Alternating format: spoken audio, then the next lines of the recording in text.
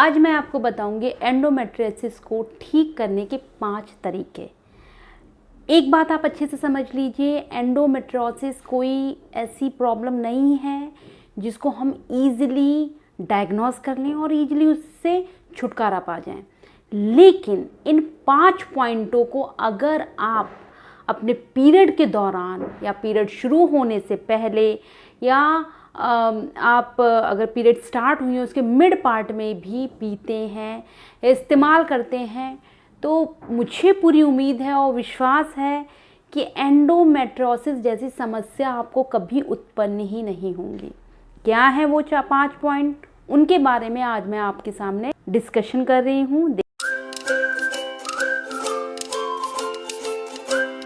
के बारे में मैंने एंडोमेट्रियोसिस के जब से मैं डिस्कशन कर रही हूँ, जब से मैं वीडियोस बना रही हूँ, उसके बारे में बता ही रही हूँ कि हल्दी आपको राहत पहुँचाएगी नहीं। इवन अगर एंडोमेट्रियोसिस इनिशियल स्टेज पे है तो उसे वो ख़त्म कर देगी। क्या है हल्दी के अंदर? हल्दी के अंदर होते हैं एंटी इन्फ्लेमेटरी क्वालिटीज़, एंटीऑक्सीडेंट।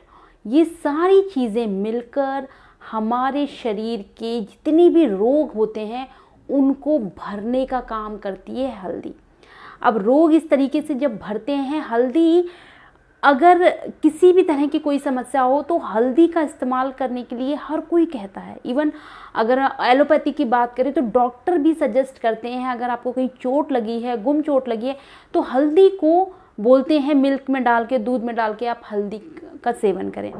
क्योंकि एंडोमेट्रियोसिस की प्रॉब्लम में दर्द से जो करहा रहा होता है बंदा, दर्द से जो पीड़ा उत्पन्न होती है, उसको दूर करने में हल्दी बहुत कारगर है।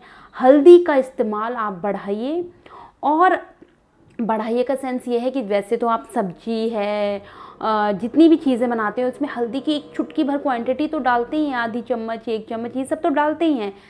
साथ में अगर आप हल्दी का ड्रिंक पी लें, अगर आप हल्दी का पानी लें, हल्दी पानी को खौलाएं और उसमें आधा चम्मच हल्दी डाल के, या फिर कच्ची हल्दी अवेलेबल है वो डाल के खौला के आधा रह जाए, उसका इंटेक करें, तो एंडोमेट्रियोसिस से ही नहीं, आपकी जो भी इनफर्टिलिटी से इश्यूज़ हैं, आपके कम पीरियड आने की इश्यूज़ हैं, आपकी जो भी समस्या पीरियड से रिलेटेड होती है, उन सब का उपचार हल्दी हो सकता है।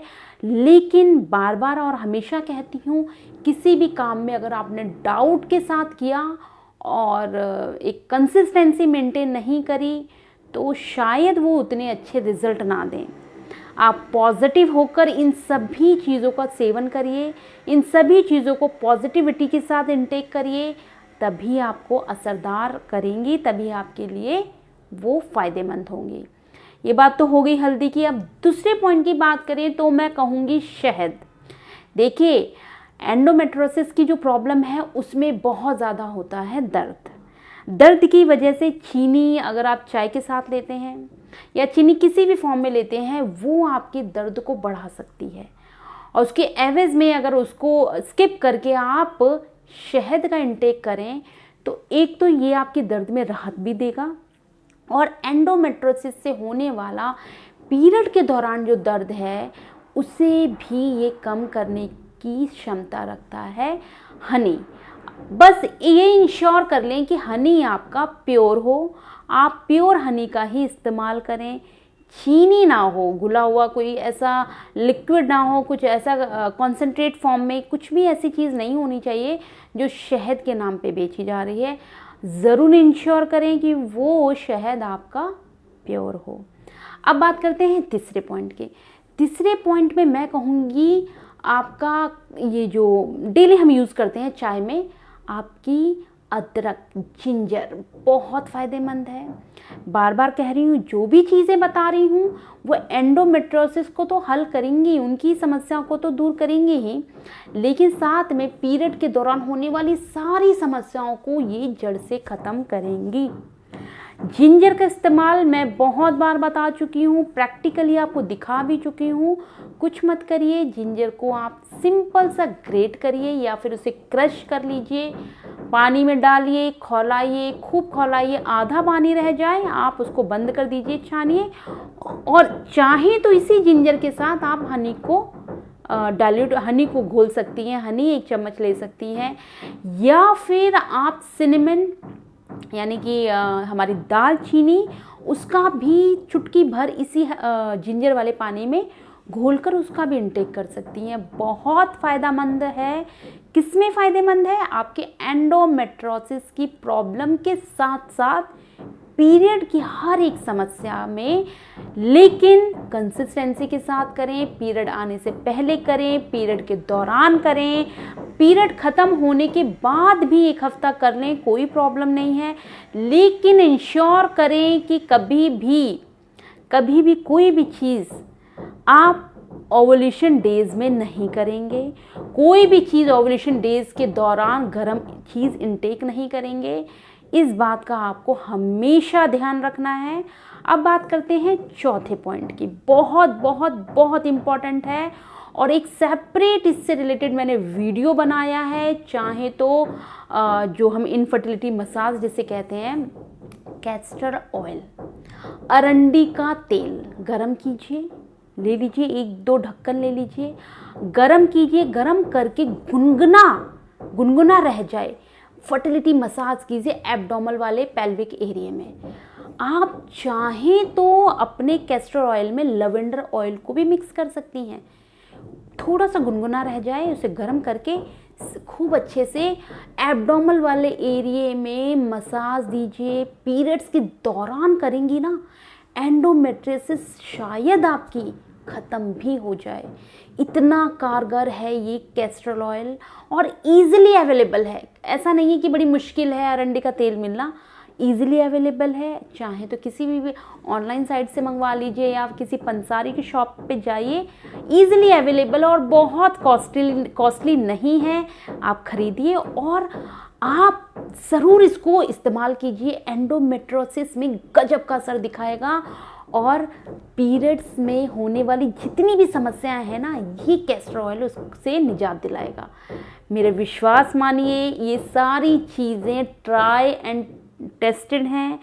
मैंने अभी तक जितनी भी चीज़ें आपको पीने के लिए बताई हैं या इस्तेमाल करने के लिए बताई हैं, उन सभी चीज़ों को पहले मैंने इस्तेमाल किया है, रिज़ल्ट आए हैं मुझे।